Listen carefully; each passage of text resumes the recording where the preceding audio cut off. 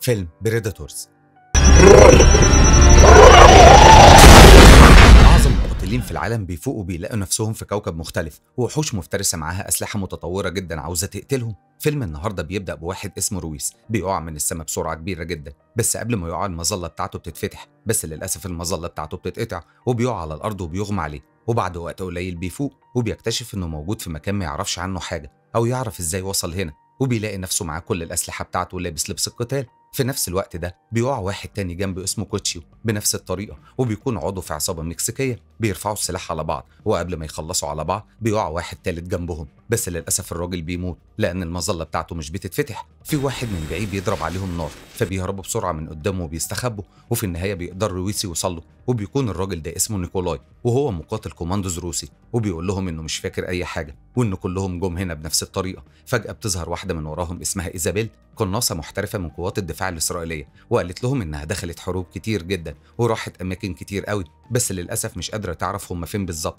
ده غير إنها شافت ناس كتير زيهم بيقعوا من الجو، بيتفقوا كلهم يمشوا مع بعض ويروحوا يدوروا على الناس التانية في الغابة. وقتها بيكون في واحد اسمه هانزو بيراقبهم من بعيد من غير ما ياخدوا بالهم منه. بتمشي المجموعة وسط الغابة وفجأة بيلاقوا اتنين بيتخانقوا مع بعض، واحد اسمه ستانيس والتاني اسمه مومباسا، وده مقاتل محترف في مجموعة متمردة في جنوب أفريقيا. لما بيشوفوهم بيوقفوا قتال وبينضموا للمجموعة لأن وجودهم مع بعض في مصلحتهم كلهم. بيكملوا رحلتهم جوه الغابة، وفجأة ستانيس بيشوف واحد متعلق على الشجرة وهو الدكتور أدوين، لأن المظلة بتاعته اتعلقت في فرع الشجرة، فبيستخدم رويس البندقية بتاعته وبيقطع حبال المظلة وبيقع في البحيرة. أدوين وقتها بيحكي لهم نفس القصة اللي حصلت معاه واللي مر بيها كل واحد، وإنه جه هنا ما يعرفش إزاي ولا يعرف هو موجود فين أو إيه اللي بيحصل معاهم، وبيقرر إنه ينضم ليهم. المجموعة بتستمر في المشي جوه الغابة، وبيبدأ ستانيس يقول لهم حاجات تخوفهم، بس إيزابيل بتتجاهل كل كلامه. وبعد شوية بيلاقوا هانزو واقف متجمد وبيبص لفوق، وقتها بيلاقوا مكان غريب جدا فيه هياكل عظمية كتير وجثث كتير قوي. في الوقت ده بيبتدي كل واحد فيهم يقول رأيه في الوضع اللي هم فيه.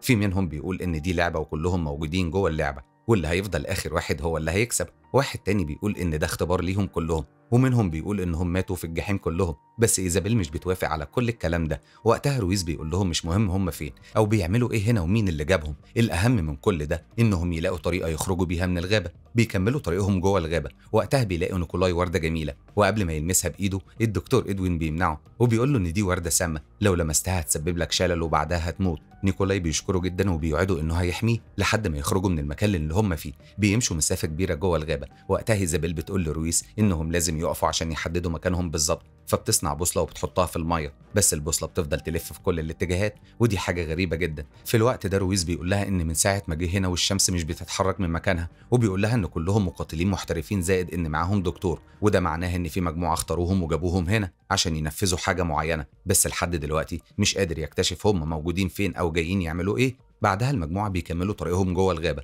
وفجأة بيلاقوا قفص كبير، لما بيفتحوه مش بيلاقوا حاجة جواه إلا الحشرات. ده غير إنهم بيلاقوا مجموعة كبيرة من الأقفاص اللي متعلقة على الشجر. بيسيبوا المكان ده وبيفضلوا ماشيين وسط الغابة. واحد منهم بيقع في فخ، بس بسرعة بيكتشفوا إن المكان كله مليان فخاخ وبيتهاجموا من كل ناحية. إيزابيل بتجري بسرعة عشان تستخبى، بس بتقع في حفرة، بس قبل ما تقع بتمسك الحافة وبيجري بسرعة رويس وبينقذها وبيطلعها قبل ما تقع في الحفرة وتموت. بعدها بيقرروا يدوروا على الشخص اللي عامل الفخاخ دي. بيكتشفوا فجأة إن الشخص ده ميت. لما بيفحصوا الدكتور إدوين بيقول لهم إنه مات من أسبوعين تقريبا، ونيكولاي بيفتشه وبيعرف إنه جندي من القوات الخاصة الأمريكية. بيقول لهم رويس إن الأفخاخ اللي كانت منصوبة دي مش عشان البشر، ولكن أكيد عشان كائنات ووحوش ضخمة جدا. في الوقت ده مومباسا بيشك إن في حد بيراقبهم من ورا الشجر، بس بيعتقد إن دي تهيؤات، بس في الحقيقة بيكون في واحد بيراقبهم ومستخبي ورا جهاز بتقنية الأشعة تحت الحمراء. بعد شوية بيوصلوا لنهاية الغابة وبيتصدموا لما بيكتشفوا إنهم مش موجودين على الأرض ولكن موجودين في كوكب تاني خالص. فبيقول لهم رويس وقتها إنهم لازم يدوروا على الشخص اللي جابهم هنا عشان يرجعهم مرة تاني للأرض. فجأة بيشوفوا طائر غريب بيطير فوقهم بسرعة جدا. في الوقت ده ستانيس بيقول لهم إنه هو الوحيد اللي مش معاه أسلحة وأكيد أول واحد هيموت فيهم، وبيهددهم إنه هيخلص على مومباسا. وقبل ما يتخانقوا مع بعض بيسمعوا صوت جاي من بعيد، بيستخبوا كلهم وبيكتشفوا إن الصوت ده صوت وحش مرعب بيجري بسرعة جدا في الغابة. فبيبدأوا كلهم يضربوا عليه نار وبيقدروا يخلصوا عليه، بس بيتصدموا لما بيلاقوا مجموعة كبيرة قوي من الوحوش دي بتهجم عليهم. إدوين وستانيس بيهربوا عشان يستخبوا لأنهم مش معاهم أسلحة يدافعوا بيها عن نفسهم. وقتها وحش بيقرب من إدوين، وقبل ما يقتلوا إيزابيل بتخلص عليه. نيكولاي وهانزو بعدها بيقتلوا وحش تاني. في نفس الوقت بيهجم وحش على رويس، بس بيقدر يخلص عليه بالسكينة اللي معاه. وحش تاني بيهجم على ستانيس بيحاول يدافع عن نفسه قبل الوحش ما يقتله، بس بيجي له مومباسا بسرعة وبيخلص على الوحش. كمان وحش بيهجم على إيزابيل، وللأسف بتخلص الذخيرة منها، وقبل الوحش ما يفترسها بتقرر إنها تقتل نفسها. بس فجأة بيسمعوا صوت صفارة جاي من الغابة، وقتها الوحوش بتقف وبتهرب من قدامهم. بعدها المجموعة بيتجمعوا تاني وبيوصلوا لنتيجة إن في كائنات عاوزة تفترسهم،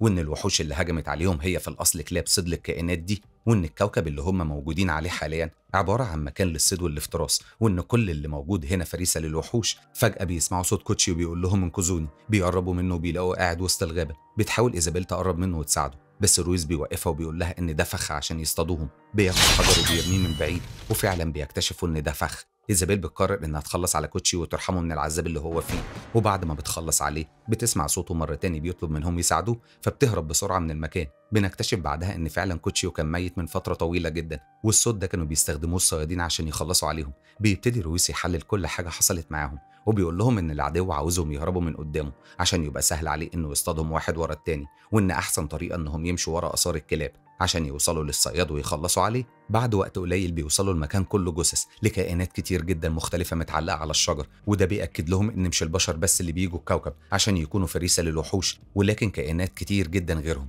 فجأة بيشوفوا وحش مربوط في شجرة، بيقرب منه نيكولاي وبيلمسه. فجأة الوحش بيفوق وبيحاول يهاجمهم، وقتها بيقع مومباسا في فخ وبيموت. في نفس الوقت بيلاحظوا إن في كائن بيتحرك قريب منهم، فبيبدأوا كلهم يضربوا عليه نار عشان يقتلوه، بس الوحش ده بيضرب عليهم نار بسلاح ليزر متطور جدا، وبيهربوا كلهم من قدامه، وبتحصل انفجارات كتير جدا، وبيبتدي الوحش يطاردهم في كل مكان، وفي النهاية بيقعوا كلهم من فوق الجبل جوه النهر. بيظهر كائن بيطير وبيقدر يحدد مكانهم، وبعدها بيرجع معسكر الوحوش وبيعرفهم طريقهم. وبنكتشف ان في 3 مفترسين شكلهم مرعب جدا هم اللي بيفترسوا وبيقتلوا الناس. بعد ما بيخرجوا من النهر بيقول لهم رويس انهم دلوقتي عرفوا هم بيحاربوا مين، وطريقتهم في الصيد والقوة اللي بيمتلكوها وكل حاجة عنهم، وبيستعدوا لحرب عنيفة جدا معاهم. وقتها إيزابيل بتلاحظ ان في حركه قريبه منهم، فبيقول لهم رويس انهم هيستخدموا واحد منهم طعم للوحش عشان يخلصوا عليه، وفعلا بيستخدموا الدكتور ادوين وبيخلوه يجري في الغابه. الوحش بيجري وراه، وقبل ما يقتله بتقدر إيزابيل انها تخلص عليه. بعدها بيروحوا يقربوا من جثه الوحش ده، بس بيكتشفوا انه مش من الوحوش المفترسه اللي عاوزه تقتلهم. كمان بتكتشف إيزابيل ان مش الرصاصه بتاعتها هي اللي قتلت المخلوق ده، وان في حد تاني هو اللي خلص عليه. فجأة بيظهر واحد من ورا رويس وبيكون لابس جهاز إخفاء. لما بيخلع القناع بيقدروا إنهم يشوفوه، بيكتشفوا إنه إنسان عادي زيهم اسمه نولاند، اللي بيقول لهم إنهم لازم يتكلموا بصوت واطي عشان الوحوش المفترسة ما تسمعهمش وتعرف طريقهم. بعدها بياخدهم كلهم وبيروحوا المخبأ بتاعه، اللي بيكون عبارة عن سفينة فضائية قديمة جدا مستخبي فيها من الوحوش المفترسة، وبيقول لهم إنهم في لعبة صياد وفريسة على الكوكب ده، وإنه موجود هنا من زمان جدا، وهو الوحيد اللي قدر ينجو من الوحوش المفترسة في كل مرة، ومن وقتها وهو موجود على الكوكب. نولاند بيقول لهم إنه عارف حاجات كتير عن الوحوش المفترسة هنا، لأنه قتل منهم حوالي 3، وإن أهم حاجة عشان يفضلوا عايشين يخفوا نفسهم، وده لأن الحيوانات المفترسة بتقدر تشوفهم من خلال الأشعة تحت الحمراء.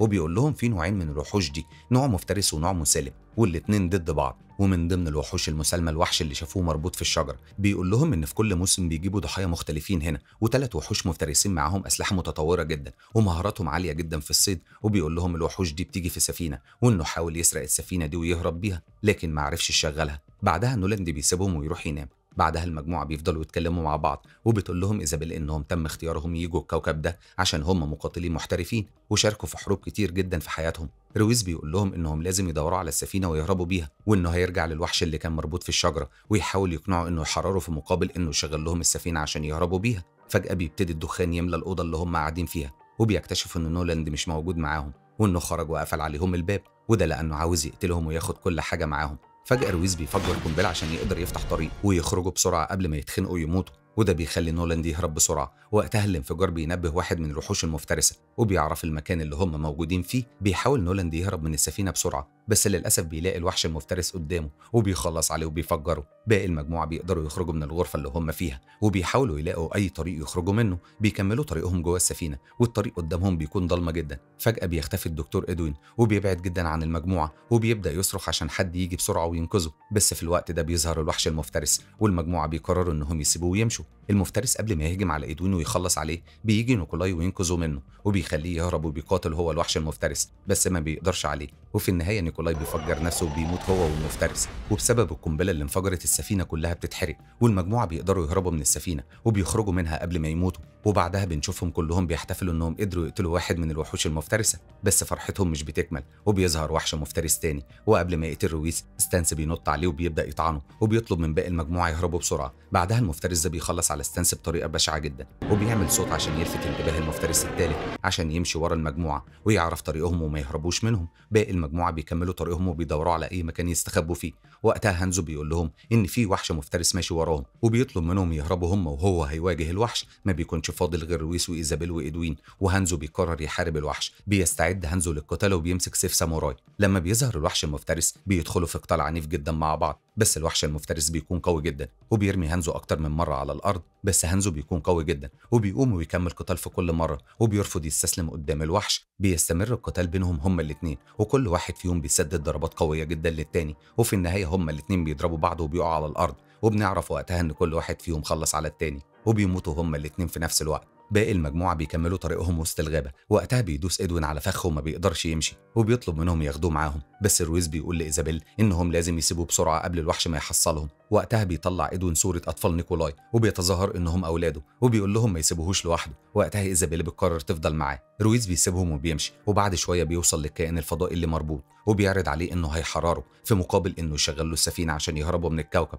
ويرجعوا كوكب الأرض تاني. وفعلا بيوافق الكائن الفضائي وبيتفقوا على كده، ورويس بيحرره وبيقطع السلاسل اللي مربوط بيها، وبيبدأ الكائن الفضائي يشغل كل أجهزته وبيقدر من على خريطة الكواكب اللي معاه يحدد كوكب الأرض ويشغل السفينة. في الوقت ده إيزابيل بتساعد إدوين وبيحاولوا يلاقوا مكان يستخبوا فيه، بس للأسف بيقعوا هما الاتنين في شبكة المفترس، وبيجي بعدها المفترس وبياخدهم معاه وبيرميهم في حفرة. لما بيوصل المفترس للمعسكر بيلاقي رويس حرر الكائن اللي كان مربوط، بيغضب جدا وقتها وبيبدأ قتال مع الوحش ده. وقتها رويس بيستغل الفرصة وبيجري على السفينة عشان ياخدها ويهرب بسرعة. بيبدأوا الوحوش معركة عنيفة جدا، كل واحد فيهم بيحاول إنه يخلص على التاني، وبعد معركة شرسة بينهم بيقدر المفترس إنه يخلص على الكائن ويقطع راسه. بعدها بيفضل يحتفل بالانتصار العظيم، كمان بيفجر السفينة قبل ما يهرب بيها رويس. إيزابيل بتقول لإدوين إنها مش ندمانة إنها قررت إنها تساعده، بس فجأة إدوين بيخونها وبيجرحها في رقبتها بسكينة صغيرة عليها سم. بنعرف وقتها إن إدوين قاتل محترف موجود على الكوكب ده من زمان وعايش مع الوحوش ومش عاوز يسيبه. وقبل إدوين ما يخلص على إيزابيل بيوصل رويس، لأن السفينة بتكون انفجرت قبل ما يوصل عندها،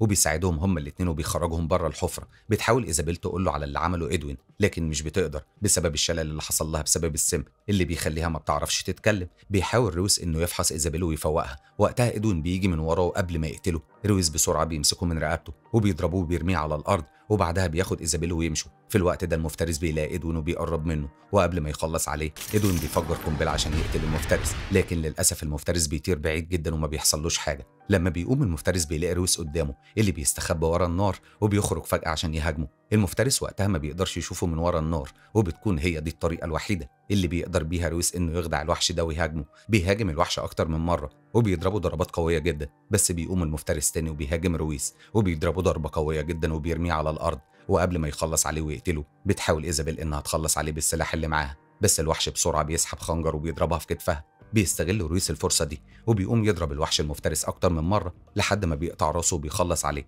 بعد كده بيروح ياخد إيزابيل وبيمشوا. بعدها بيلاحظوا إن في عدد كبير قوي من الناس بيقعوا على الكوكب ده عشان تبدأ مرحلة جديدة من الصيد والقتل. رويس بيقول لها إنهم لازم يلاقوا طريقة عشان يقدروا يهربوا من الكوكب ده قبل المعركة التانية ما تبدأ ويكونوا طرف فيها مرة تانية. وهنا بنكون وصلنا لنهاية فيلمنا. شكرا على المشاهدة.